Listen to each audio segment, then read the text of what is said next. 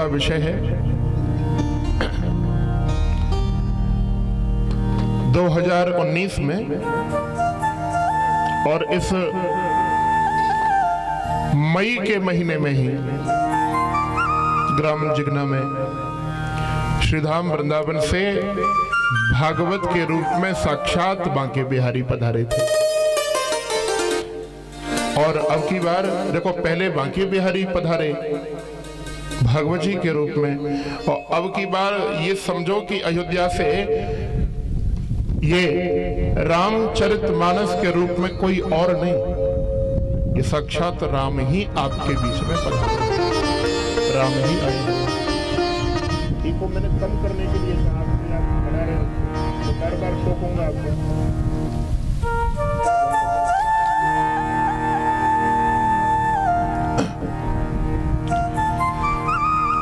यह 9 दिन राम जी की पावन कथा हम सभी लोग मिलकर के गाएंगे, सुनेंगे। लेकिन सबसे बड़ी सौभाग्य की बात यह है कि हम राम कथा तो सुनेंगे, राम कथा गाएंगे, लेकिन कहां गाएंगे? श्री हनुमान जी के चरणों में। आपको एक बात बताऊं भैया, गोस्वामी तुलसीदास जी ने जब रामचरितमानस की रचना करी तो उन्होंने अपने मन को श्रोता बना करके सारी इस कवितावली को लिखा। और राम कथा के सबसे सरस श्रोता कोई हैं, रसिक श्रोता कोई हैं, तो कौन है? रामचरित सुन बेको रसिया, राम लखन सीता मन बसिया। वास्तव में राम कथा के सबसे रसिक, सबसे सरस श्रोता हैं श्री हनुमान जी। तो भैया, मैं तो श्री हनुमंत लाल को ही श्रोता मान करके 9 दिन यहां राम कथा गाऊंगा।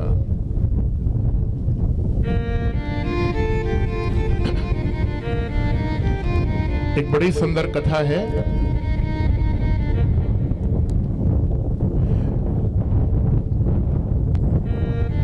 एक बार ना, जब भगवान श्री राम इस लोक की लीला शेष करके जाने लगे ना, परम धाम साकेत जाने लगे, तो हनुमान से कहा भगवान राम ने, हनुमान क्या तुम्हें नहीं चलना? चलो हमारे साथ में साकेत चलो। हनुमान जी बोले, प्रभु जरूर चलूंगा, लेकिन एक बात बता, मैं साकेत धाम में आपकी कथा मिलेगी कि नहीं मिलेगी? तब राम जी ने कहा, बोले भैया कथा तो नहीं मिलेगी, लेकिन हम तो मिलेंगे। तो हनुमान जी बोले, प्रभु आप कहां दूर हैं, आप तो सदा सर्वदा मेरे हृदय में वास करते हैं, मेरे हृदय में आप रहते हैं, आपकी कोई परेशानी नहीं। कथा मिलेगी कि नहीं ये बताओ। भगवान बोले, कथा नहीं मिलेगी। बोले, तो प्रभु फिर मुझे साकेत धाम नहीं जाना, जहां आपकी कथा नहीं, जहां आपका सत्संग नहीं, वहां हनुमान जाकर के क्या करेगा? बोलो जय सिया राम। तो केवल राम कथा के लिए हनुमान जी ने राम जी और साकेत धाम दोनों को छोड़ दिया। अब बताओ, ऐसा कोई श्रोता कथा का दूसरा होगा? ऐसे रसक श्रोता श्री हनुमान जी। तो हम सबका ये सौभाग्य है कि ऐसे श्री हनुमंत लाल के चरणों में, उनके दरबार में, उनकी गोद में बैठ करके 9 दिन हमें कथा श्रवण, कथा गायन का अवसर प्राप्त हुआ है। और आप सब लोग जानते हैं हनुमान जी हैं कैसे, कि कुमत निवार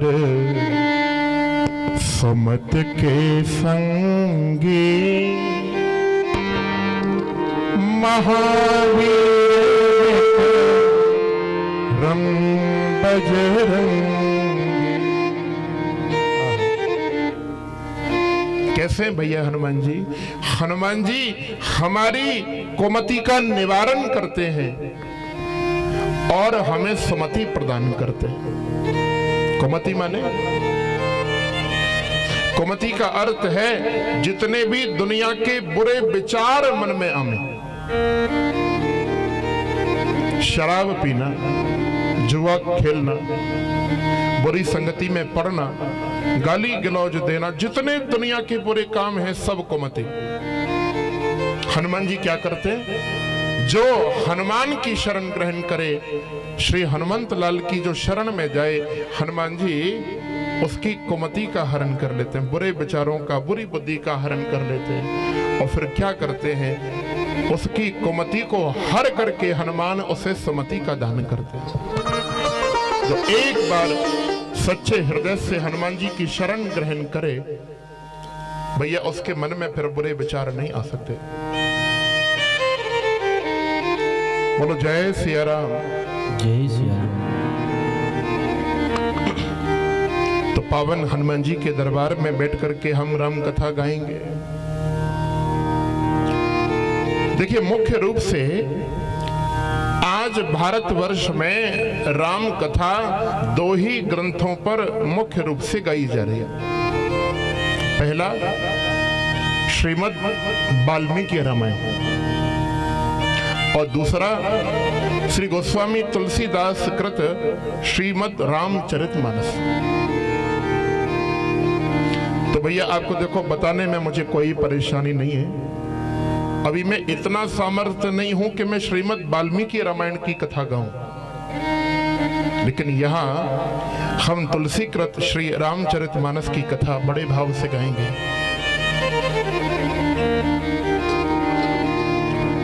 एक बार की बात थी, ब्रह्मा जी ने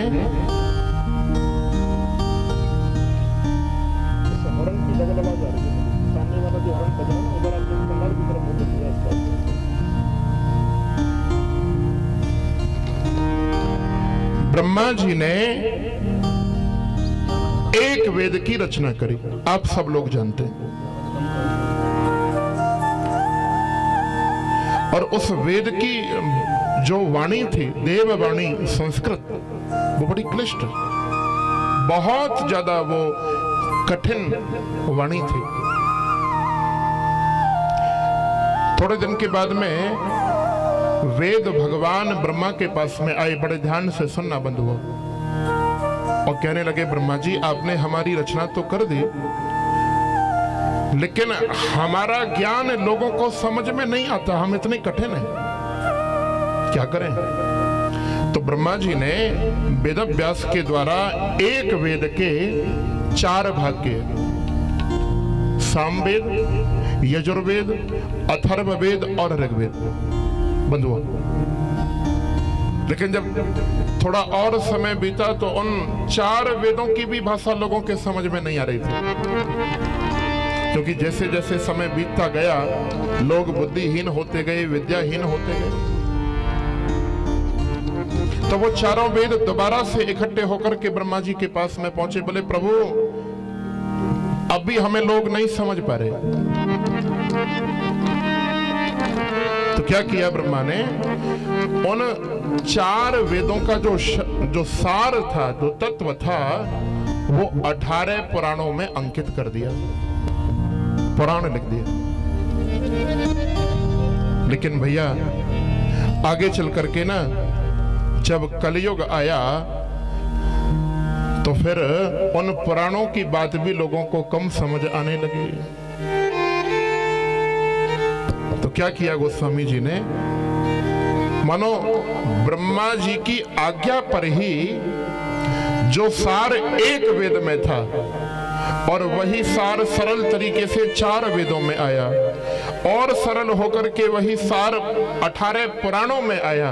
बंधुओं, वही वेद का सार बिल्कुल सरल भाषा में मानो ब्रह्मा की आज्ञा पर गोस्वामी तुलसीदास जी ने रामचरितमानस के रूप में अंकीकृत कर दिया। अब इतने लोग बैठे हैं, हो सकता है आपको वेद का कोई मंत्र याद ना हो। सबको वेद का मंत्र, एक भी मंत्र याद हो जरूरी नहीं, या पुराण का कोई श्लोक सबको याद हो, यह भी कोई आवश्यक नहीं, कोई गारंटी नहीं। लेकिन हाँ, एक गारंटी है, जितने हिंदी भाषी लोग हैं, किसी ने मानस पढ़ी हो ना पढ़ी हो, लेकिन रामचरितमानस की एक चौपाई तो हर व्यक्ति को याद रहती है। और कोई नहीं हो तो एक चौपाई याद रहेगी, कौन सी? मंगल भवन मंगल हारी, मंगल सभी गए। अमंगल हारी मंगल भवन अमंगल हारी, मंगल भवन अमंगल हारी, मंगल भवन अमंगल हारी, मंगल भवन अमंगल हारी, द्रवहु सदसरथ अजुर बिहारी, द्रवहु सदसरथ अजुर बिहारी, द्रवहु सदसरथ अजुर बिहारी, द्रवहु सभी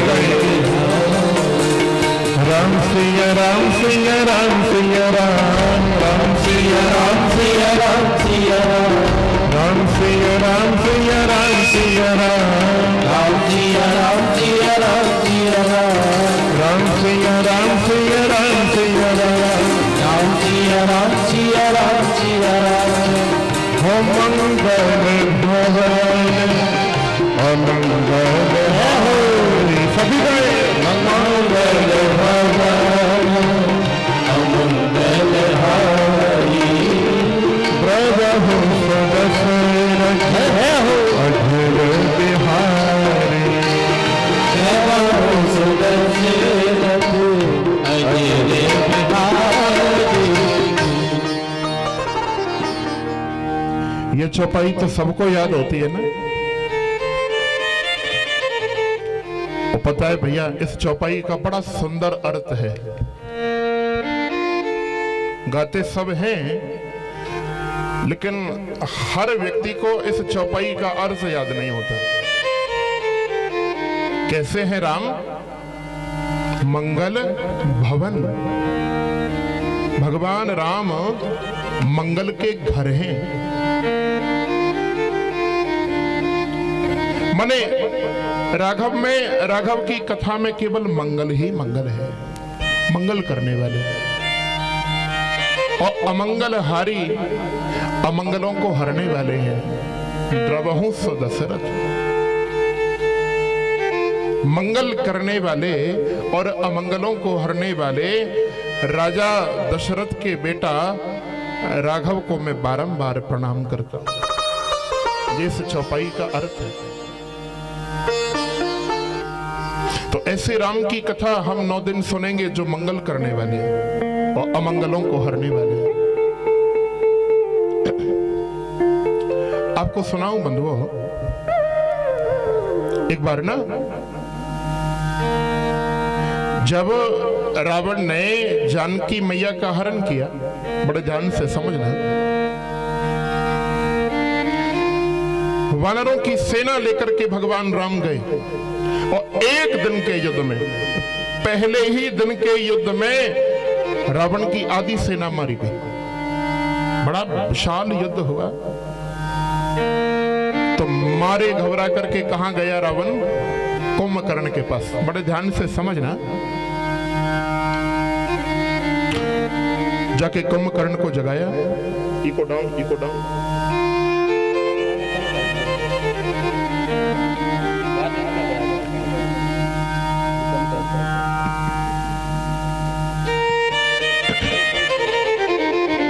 कुंभकर्ण को जगाया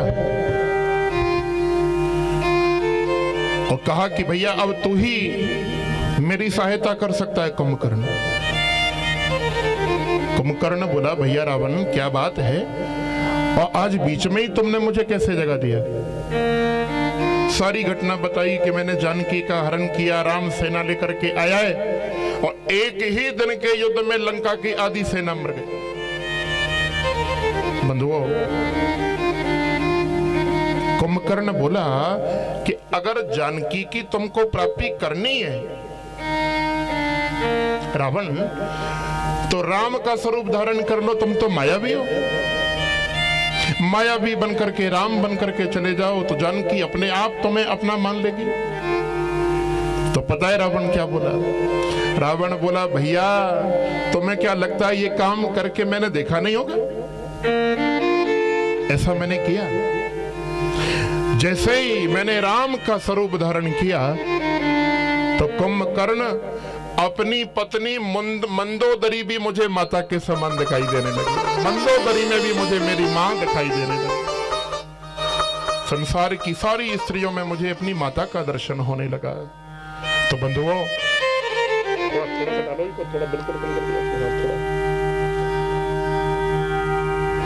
जैसे ऐसे हैं भगवान राम कि कोई रावण जैसा राक्षस भी उनका स्वरूप धारण कर ले तो संसार की सब स्त्रियों में माता का दर्शन करे। तो सोचो मेरे राम कैसे होंगे। और ऐसे राम का पावन चरित्र हम 9 दिन सुनेंगे और उनके चरित्रों का अवलोकन करेंगे, अपने जीवन में उतारेंगे तो कितना आनंद होगा। हमें निज धर्म पर चलना सिखाती रोज रामायण। क्या सिखाती है? रामायण क्या सिखा रही है? हमें निज धर्म पर चलना सिखाती